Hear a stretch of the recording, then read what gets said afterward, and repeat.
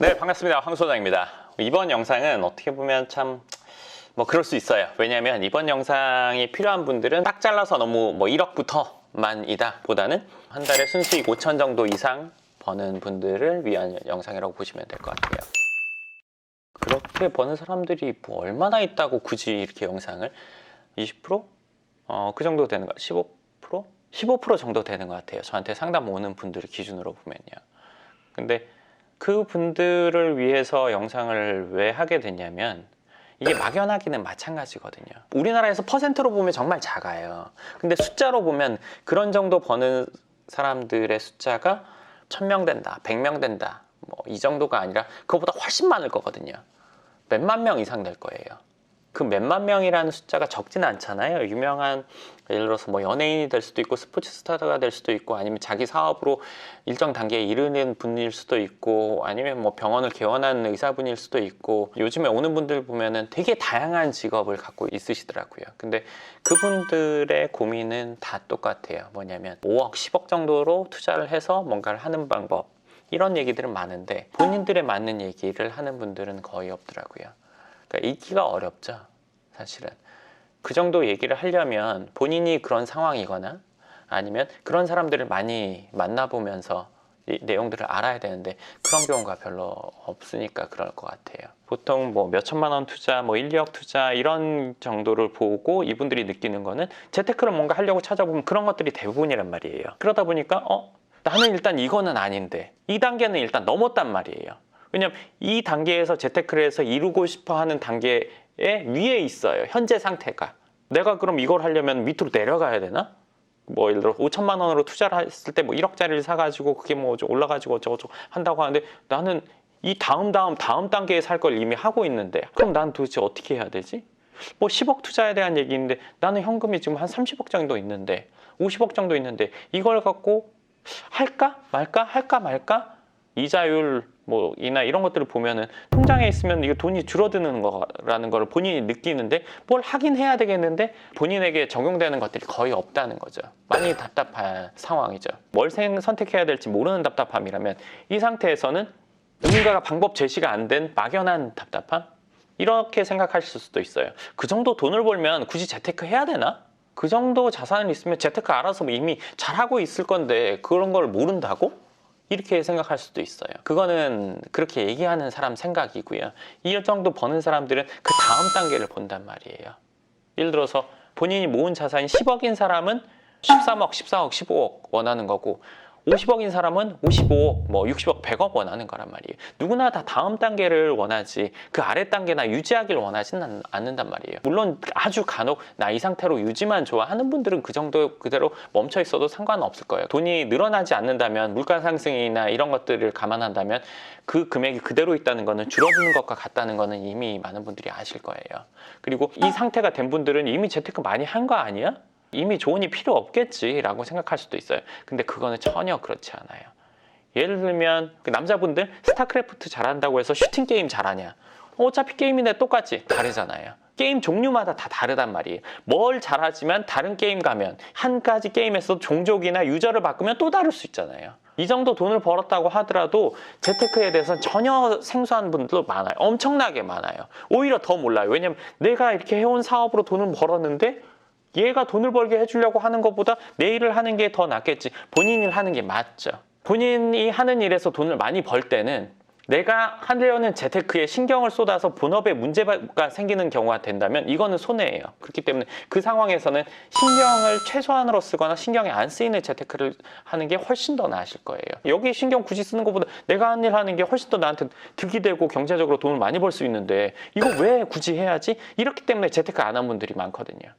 근데 이거는 돈을 벌기 시작한 지 3년 미만의 경우에는 그렇게 생각을 해요. 근데 사업이라는 것도 늘 이렇게 상승하는 게 아니라 이렇게 파도라는 게 있잖아요. 아시잖아요. 네. 그 와중에 어느 순간 시간이 많고 주위에 나보다 좀 못했는데 만나서 얘기하다 보니까 건물을 샀는데 그게 얼마 올랐대. 내가 본 거보다 그거 오른 게 더 많네? 나 그쪽 해야 됐었나? 예전엔 이런 생각이 전혀 없었는데 주위에서 뭔가 투자를 해서 시세 상승이 된 얘기를 들으면 이것만 하는 게 아니지 않나? 저쪽으로 관심 가져볼까? 적게는 3, 4억을 모으고 많게는 한 10억 정도 모으는데 시간이 지나서 5년이 지나 보니까 내가 모은 돈이 제가 건물 사서 오른 것보다 못하네? 아니면 내가 일을 그만두고 싶은데 일을 그만두면 지금까지 모은 돈으로 남은 이 인생 동안 누려왔던 인생 여건을 그대로 누릴 수가 있을까? 거기서 오는 이제 의문이 생기는 거죠. 그러면서 뭔가 해봐야겠는데 어떻게 보면 좀 뒤늦게 생각을 하게 되는 거죠. 그러면서 뭔가를 찾아보면 대부분 나의 이 경제적인 여건과 내 상황에 맞는 얘기를 하는 사람들은 찾기가 어렵죠. 왜냐하면 그런 경우가 드물기 때문에.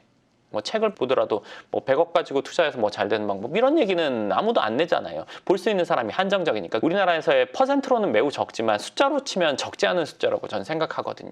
저희 상담 오시는 분들을 보면 진짜 그런 얘기를 또 주위에 할 수가 없어요. 왜냐하면 주위에 얘기하면 반응 뭔지 아시죠? 지금 이 상황에 해당되는 분들 일단 얘기를 못 해요. 답답하실 거예요. 얘기했다가는 이 사람이 어떤 반응을 보일지 뻔히 알잖아요. 우리 그 정도 돈을 벌면서는 많은 사람들 상대해봤으니까 그 사람이 무슨 얘기할지 우리는 알고 있단 말이에요. 그러니까 말은 못해요. 그래서 여기 가서 해볼까 저기 가서 해볼까. 건물을 사러도 다녀본 분들 많으실 거예요. 뭐 몇 년 전부터 보셨던 분들도 있을 거고 최근에 보셨던 분들도 있을 거예요. 근데 그럴 때마다 느끼는 게 있죠. 내가 얼마 정도 금액짜리 살려고 한다. 그럼 저기서 막 보여주는 건물들이 있어요. 나랑 안 맞아. 그리고 나에 대한 그 상황을 다 말해줄 수가 없기 때문에 이 사람이 얘기하는 것들이 내 여건에 맞기가 힘들죠. 그럼 난 또 잊어버리고, 왜냐하면 꼭 재테크를 해야 되는 상황은 아니니까요. 근데 하고는 싶은 상황이죠. 그러면 다시 내 본업으로 하다가 몇 년이 뒤에 다시 알아보면 예전 건물들 가격이 상승돼서 이거 뭐야, 지금 이 가격엔 못 사지. 그럼 또 시간이 또 지나요. 잔고는 늘어나고 금융상품에 여기저기 들어있긴 한데 원금을 까먹지 않는 수준으로 유지되고 있고, 돈을 버는 거를 왜 하고 있지? 우리가 노후 대비라는 건 이런 거잖아요.